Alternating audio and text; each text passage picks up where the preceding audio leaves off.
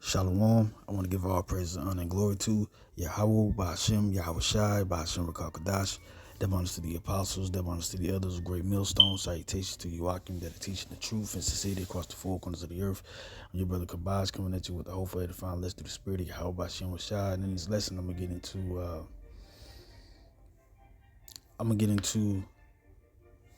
how the Lord is going to end everything as far as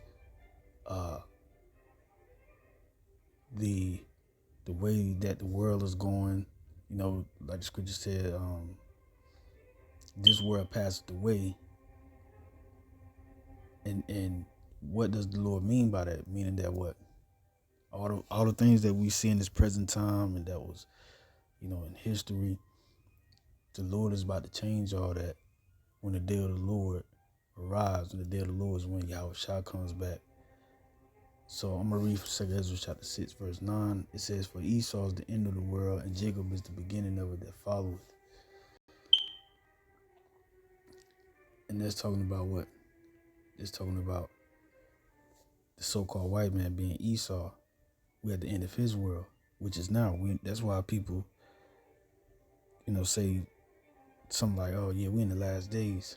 Certain people don't know, what the last days really entail. The last days is really going into the end of Esau's rulership, and it's going to be the beginning of Jacob world, so-called Negroes, so-called Latinos, the so-called Native American Indians. Paradise is going to start. This world war that's going on right now is not going to end. It's not going to end pretty. And that's what I meant by the Lord establishing the end of Esau and the beginning of Jacob's world. Because the Lord is the only one that is doing that. The Lord is the only one that is literally,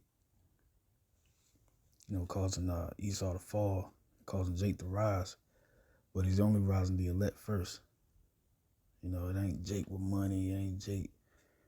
They got a lot of degrees or something like that. Nah, it's talking about Jake. That's of the hopefully elect. Now this is 2 Ezra chapter 6, verse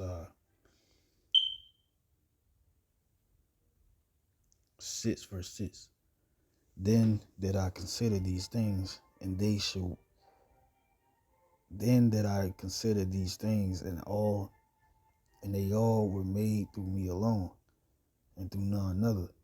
By me also they should be ended, and by none other. So, now you have the answer to what created life, what created the planet, everything in it, everything outside the planet, like the universe, outer space, even heaven itself. Where do, spirits go, whether they be man or woman or child, or whether they be animals. Now you have the answer. It was the Lord that did all these things. So when he said he was going to end it, that means just what he said. Now what he means by that, talking about the end of Esau's world, going back to verse 9. For Esau is the end of the world, and Jacob is the beginning of it that followed.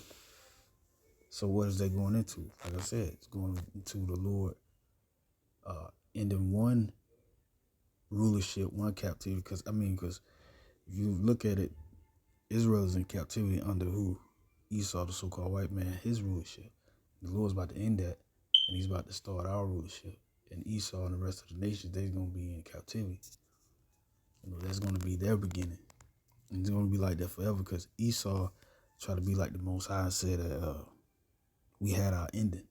And the ultimate ending is where he goes off into this World War III and then usher in this New World Order. But that's not going to happen, because ultimately Jake is going to be the one to rise up, especially when the smoke clears of this World War III nuclear war. This is Isaiah chapter 45, verse 17, and it says, "But Israel shall be saved in the Lord with an everlasting salvation. Ye should not be ashamed, nor confounded world without end. For thus said the Lord that created the heavens."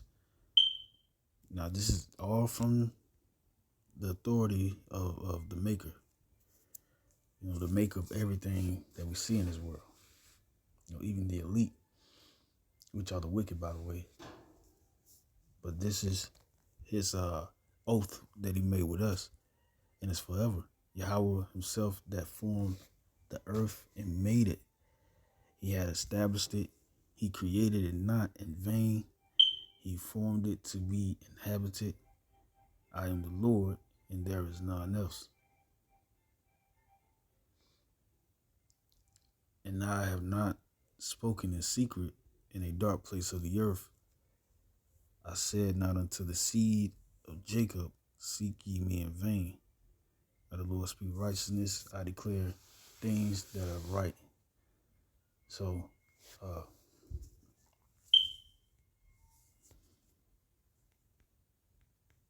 as you can see, the Lord is going to save Israel, because this world was made for our sake. It wasn't made for no other nation. It was only made for Israel's sake. So why is the ones that this world was really made for suffering? It's because we literally are going by the word of the Lord, because we transgressed the Heavenly Father's words. Going back to Deuteronomy chapter 28, when he laid down the law, statutes, commandments that really sealed the deal on the oath that he made with us at Mount Sinai. But it was only for a time, because if you go to Deuteronomy chapter 30, verse 6 and 7, it goes into how the Lord's going to turn around our captivity and put on whatever hatred that these other nations did to us or putting us in captivity. He's going to put it on them. This time is going to be forever. And then the Lord just, through time, like I said, is according to his word. If you read certain scriptures, it goes into how the Lord does what pleases him. Because remember, Ezra's had this same spirit of wanting the Lord to hasten the turning around of Israel captivity and, give us the kingdom of heaven. But, even the archangel Uriel said, our heart is too far gone in the world to understand the ways of the Most High, and we can't haste before the Most High. So, he's doing it in his time. That's why we were suffering. But the good thing is we at the end of it. Just like the Creator said, he's going to end it on his time.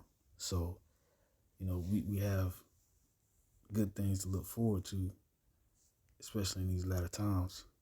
2 Ezra chapter 6, verse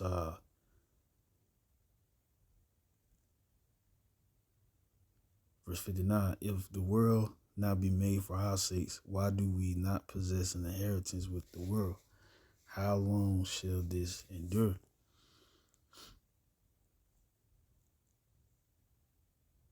Well, it's going to endure until, the Lord see fit. Just like I read in 2 Ezra chapter 6, verse 6.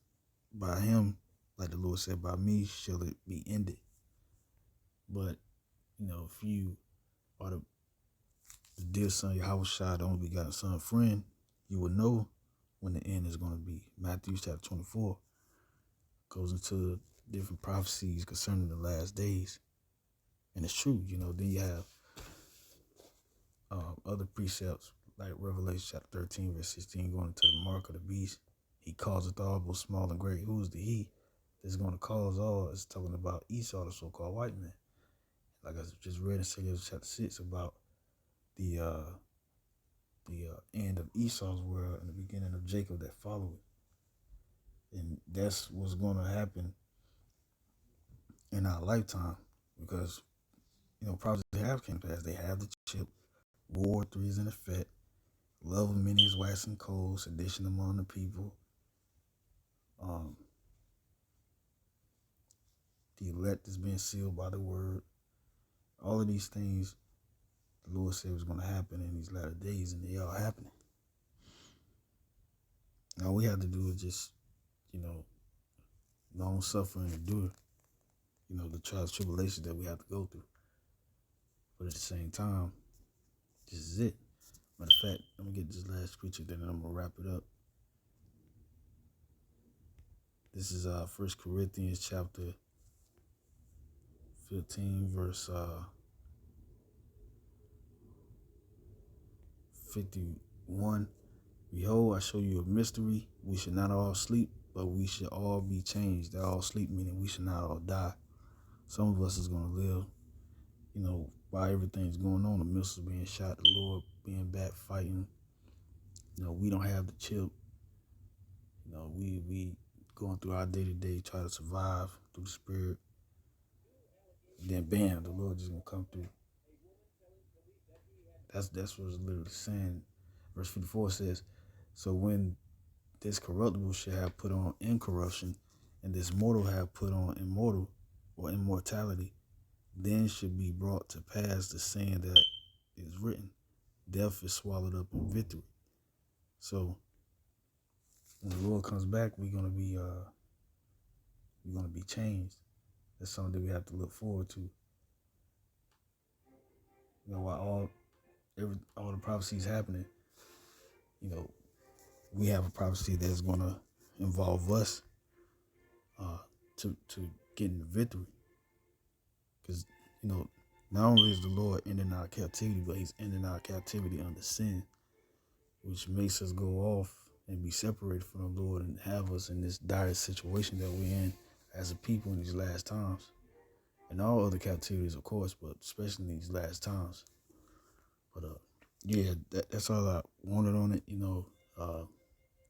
Get ready for the change to immortality and not being under oppression from people nor sin. So with that, I'm going to say shalom.